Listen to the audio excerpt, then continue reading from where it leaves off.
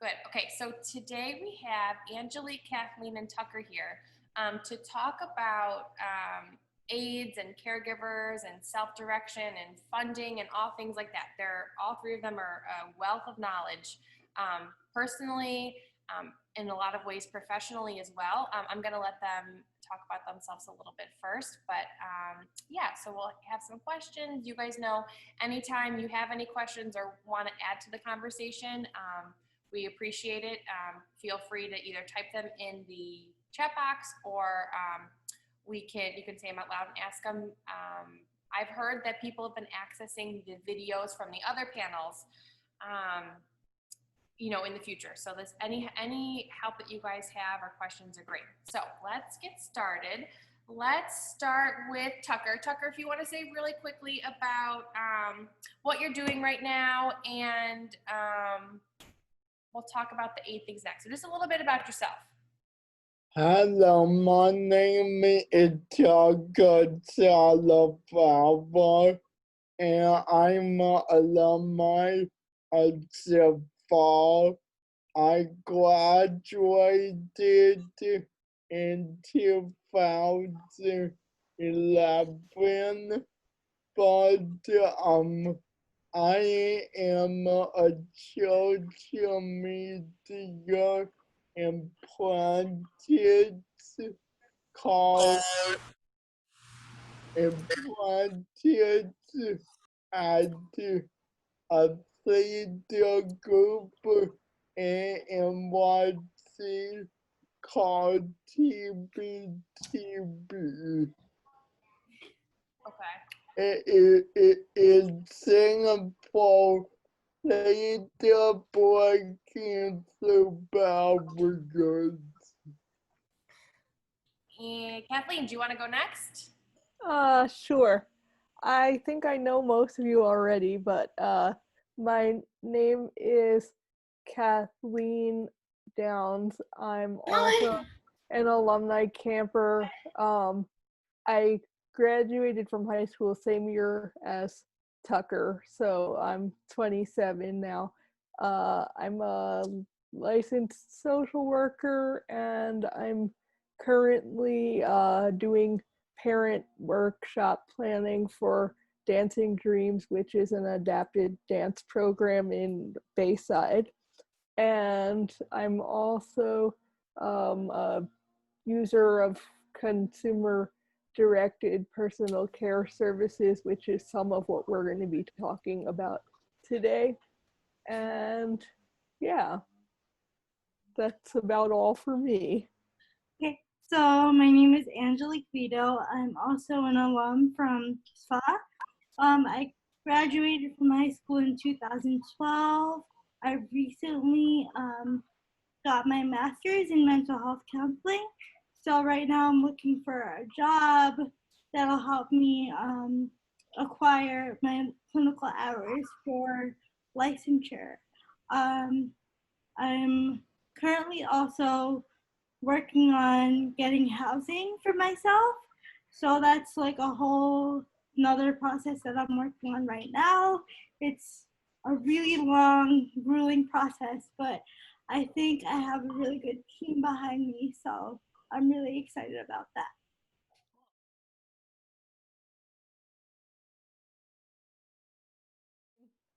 Okay, so generally speaking, the only true funder for long-term care services is Medicaid. So typically you have to be on Medicaid, which is the state-run health insurance program, and you can have other insurance with Medicaid. Like, because of my disability, I have my parents' insurance still, and then Medicaid is my secondary payer. But you need to have Medicaid in some form to get long-term care coverage, which can be kind of dicey because there's a lot of income restrictions on Medicaid. But typically when you turn 18, if not before then, you might start the process of getting on SSI, which is Social Security checks based on disability, and Medicaid comes with SSI automatically. So once you're on Medicaid, you need to be very careful not to go over their resource limit, which means they don't let you have more than $2,000 at a time, and they count income. So it gets kind of complicated with working and whatnot. There are some loopholes, like a buy-in program where you can pay a premium to keep Medicaid further down the road, but that's a whole other conversation.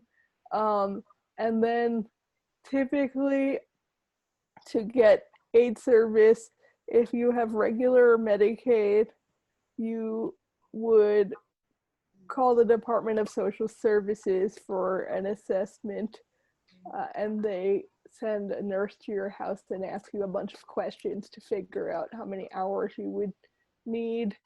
And then the other option is a lot of people are now on what's called Medicaid managed care, which is similar, except certain services like aid service and braces and wheelchair stuff are on like a separate little plan within Medicaid. So if you're in a managed Medicaid situation, you have to find out what services fall under a managed care plan and make sure you pick one that has the providers you want. And then the managed care plan will send a nurse to your house to assess you for how many hours you need. And there's for managed long-term care plans, there's a hotline you can call. It's called Medicaid Choice Line. And then DSS is usually whatever. You'll have a social services department for your geographic area. So I can help you find those numbers if any of you need them, but that's just a nutshell. But basically the only people who still have regular Medicaid at this point are people who are exempted from managed care because they have a case open with the Office for People with Developmental Disabilities, which is more programs that I'm sure some of you are in or have heard of.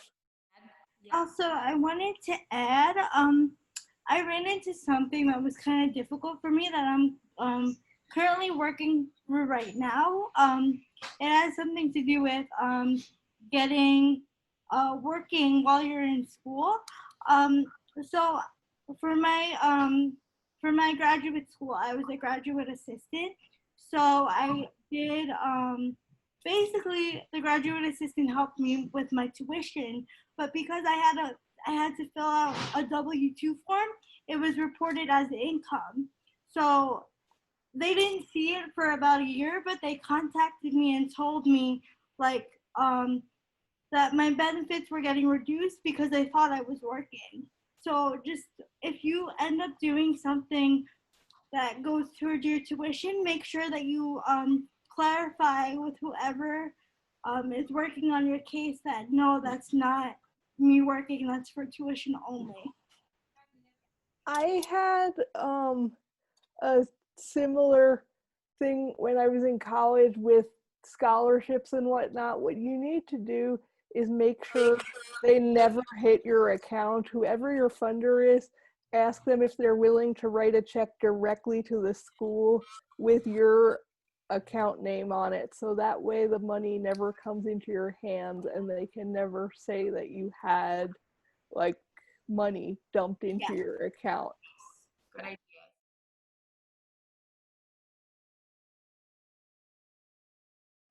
I'm in the chat, so Westchester. Okay. for now. Okay. But I have found the mobilizable resources for colleges and like funds of AIDS. So through local colleges and then Friends of AIDS, right? Yeah. Yeah. Definitely. And do you advertise anywhere? Like, do you put it on college board? I put it out to each major, and then I they circulate on a list. Okay. They circulate on the listserv. Not exactly a question, I just want to add on to that. Yeah. That I've also had the aid experience with college and all that going on. Mm-hmm. What I'm going to say, a helpful way for finding an aid is also through Facebook. Because with Facebook, there's like a CDPAP group. A CDPAP group? Which, yeah, there's a, what do they call it? Yeah, CPAP group, I'm sorry. And what that does is, like my mom will write, I have a disabled son who needs to go to college, who need to aid from this hour to that hour, these days of the week. Mm-hmm. And then it says, message me if you're interested. So all these people will message my mother, and they'll talk like, hey, can you come over? Let's have an interview, and let's see how it can work. But if you're with like what Kathleen was saying about like Medicaid or whatever, I'm with St. Mary's, I got Medicaid. So what their thing is now, with DDPEP, if you're gonna be over 21, like I am 21 and older, your parents can actually get paid, or anybody in the household can get paid to be your aide. But if you're under 21, it has to be like somebody you don't know, or somebody who just doesn't live in your household. Mm-hmm. I don't know why. That just their boundaries and their ethics and everything like that. You kind of have to deal with it that way. Mm-hmm. But that's like a very important thing to keep in mind when you're looking for an aid yourself. Mm-hmm. Yeah. My mom is on my payroll, but I also have, people I've hired from the community. I always keep my mom on the payroll so that way she can cover if I'm between staff, because if you don't use your hours, DSS can start accusing you of not needing them. So Yeah. for example, earlier in March, I had the coronavirus and so did my dad, so nobody could come in. So thank God that my mom was on my payroll because she kept my case active for me, and she's always here helping me anyway. So we figured if it could be, a part-time job for her, then okay.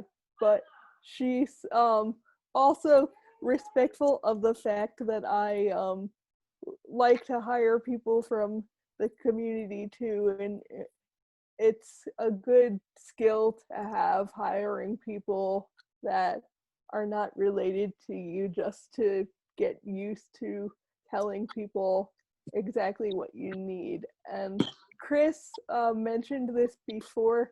There's kind of two different ways you can go.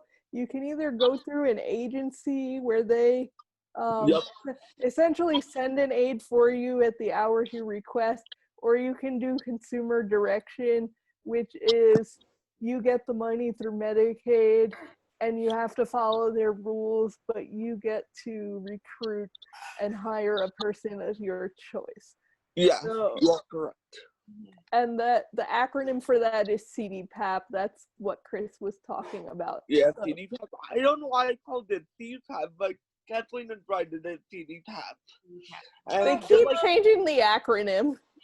They do. So, since I just turned 21 myself, my mother, I don't know if you guys know this, but she's also an ER nurse that works nights. Mm-hmm. So with her now be my caregiver, or when she'll get signed up to be my caregiver, since I'm 21 or older now, she can get paid double now for the work she does now at the hospital, and then my caregiver, so that's an upside to whoever lives with you. But sadly, like Kathleen was saying, through Corona, that's a good way to put it, through Corona, and you have these people, that makes it work really, really well. Yeah. Well, I- I get my aid through an agency, so they they they bring someone here based on my hours. So I don't actually have experience with like looking for an aid for myself because I get it through an agency.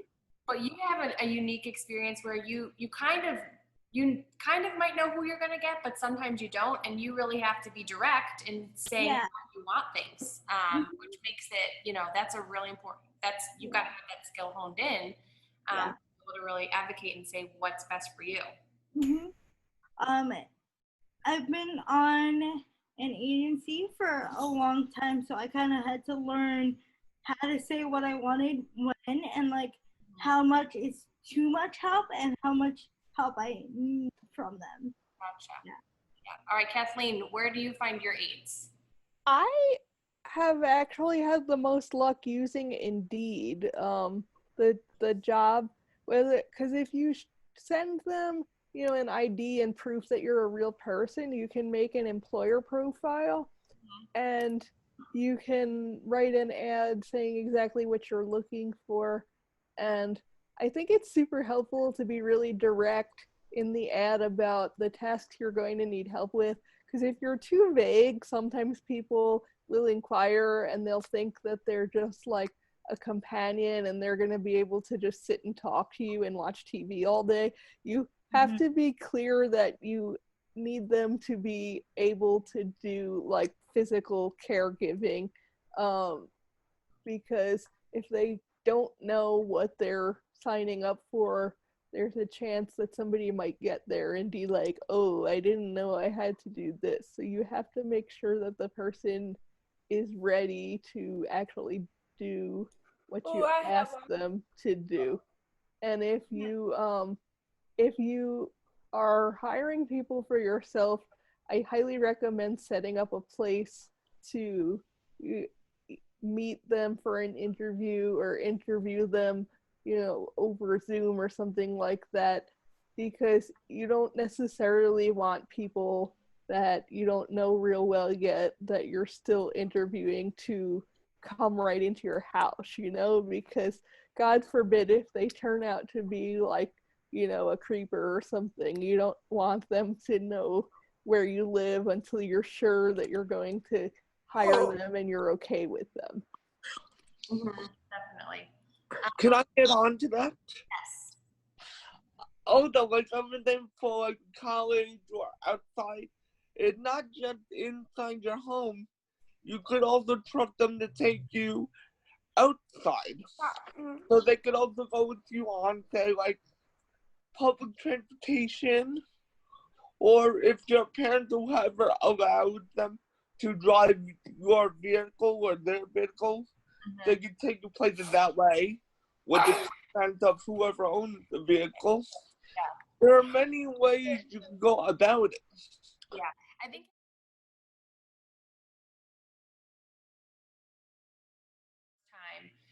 what are qualities you're looking for in a caregiver? Like, do you prefer people who are young? Tucker, do you prefer people who are males? And everyone's preferences are going to change, but like, do you kind of have a set of standards, I guess I would say, that you really look for and you're like, this is what, someone needs to be able to work with me? For me, I prefer males because I need to have a baby and traveling. I try to have females majority of the time.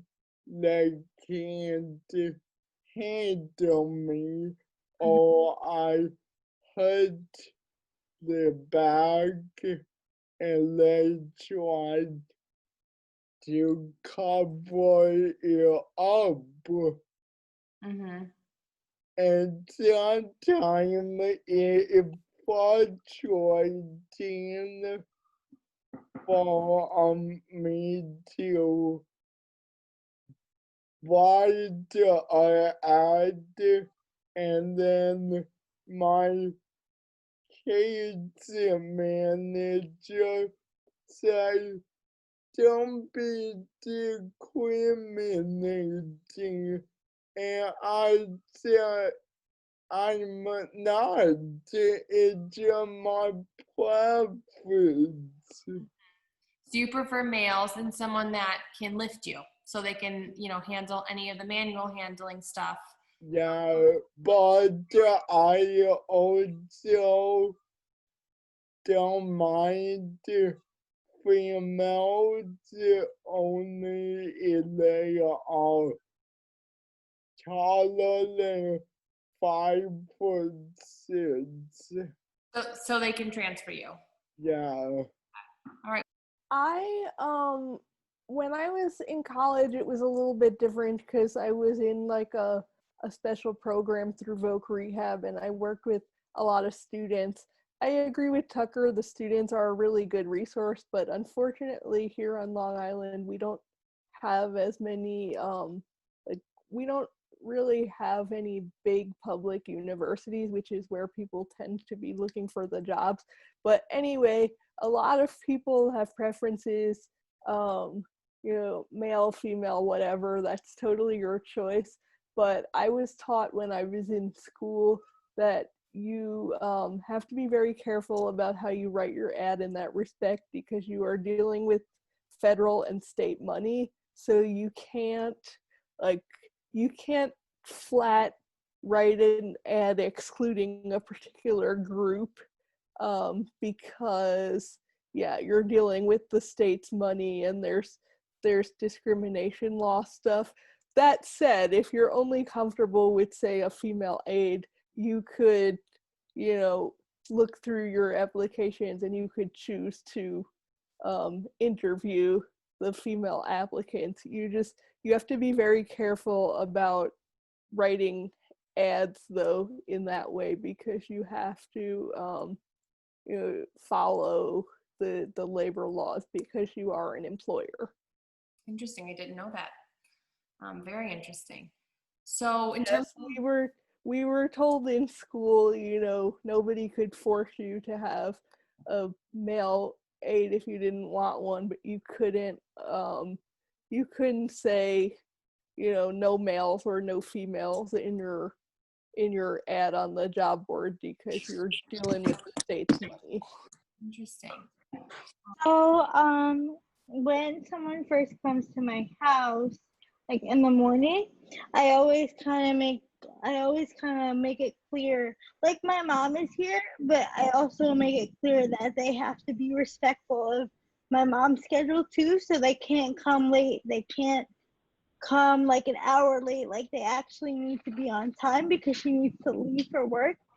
I mean, when they're not able to come, like like if they're not able to come like on time the first day, she understands because this is the first time that they're coming to my house. But one of the things that I and my mom like to make clear the first time that they come is that they're supposed to be on time, and if they're gonna be a few minutes late, please let my mom know so she knows what she has to do, or if she needs to get me up before she goes, because she tends to do that sometimes if they run a little late. But like we always make sure that that's a priority. And then before like before they even get me up, I kind of give them an idea of what they're gonna do, like how to hold me, how to get me out of bed, how to walk me to the bathroom, because my bathroom's not connected to my room, so they actually have to get me out of bed and walk me to my bathroom, because my house isn't that accessible. So they kind of need to help me navigate through the house in the morning and help me with my toileting, my teeth brushing, my face washing, all that stuff. So usually after I'm sitting down and after we do all that, I kind of um, give them a run through of my um, care plan, and then I have them also look at it to ask me any questions that they might have. Um, like there's some things that I may not mention that's on the care plan because I kind of think that that's just like to me that's just common sense that you would do it, but I realize that some people actually have to have it written in my care plan for them to actually do it. Because like this one time I had like this new person that came to my house, and it didn't say that you physically had to walk me, but it was clear that I couldn't walk to the bathroom by myself. So obviously you needed to take me out of my chair and help me walk to the bathroom. But she said something like, "Oh, well, I'm doing you a favor by helping you walk to the bathroom." And I was just like, "What? So you didn't expect me to go to the bathroom? Like, how did you think I was gonna get to the bathroom?" So after I explained the whole thing to my nurse, because I have a nurse that comes every 3 months to recertify my case. So I like told her what happened, and I was like, can you please write that into my care plan just in case somebody else comes and tells me the same thing? I can be like, but it's here in my care plan, so you have to do it. Yeah, absolutely. So I wanted to say, like Chris was saying about the pay, so that's pretty important because in the beginning of the year, I was approved for nurses, but then nobody wanted the job because the pay was too low. Because Medicaid was only given like $20 or $25 an hour, and nurses supposed to get paid more. Yeah. So then no one wanted the job. Yep. To rectify that at all, or it kind of was what it was? No nurses. So Oh god. my dad does everything now, but we'll see down the line. I wanted to suggest though, if you're like a female and you only want a female aide, I mentioned you have to be careful about how you have to write ads to be non-discriminatory, but something you can do is you can either choose to interview the people that apply that are female only, or something better I think you can do is you can write due to the personal nature of caregiving needs, female preferred. You can't write like a blanket statement, no men or no women, but there are ways that you can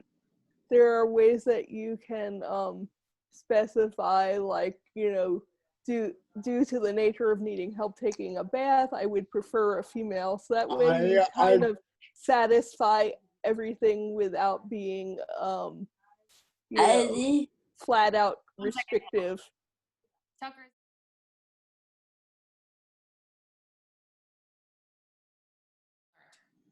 Always check references and make sure you find holes in people.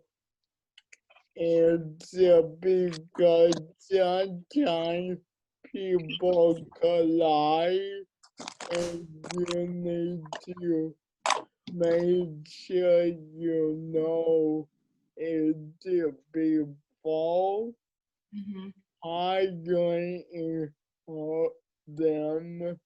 And also lesson learned that I am still trying to work on is to not always apologize to my aides and my time to work with them, and they need to stop not trying to take advantage of me. Kathleen, what about you? Similar to Tucker, it's important to be forward about what it is that you really want and need. When I was in school, especially, I found it helpful to type up some basic expectations for them and have them sign it when they start. So if an issue comes up later, they can't say I didn't tell them that something needed to be done a certain way. Like for example, one of my things I would type up is you have to hand in your timesheet on Sundays, and that's your job, not mine, because I can't. All I can do is tell you how to enter your payroll information. I can't, do it for you. And other things I would say is like, you know, I don't want you coming late. I don't want you canceling on short notice. I don't want you texting when you're actively supposed to be doing something for me.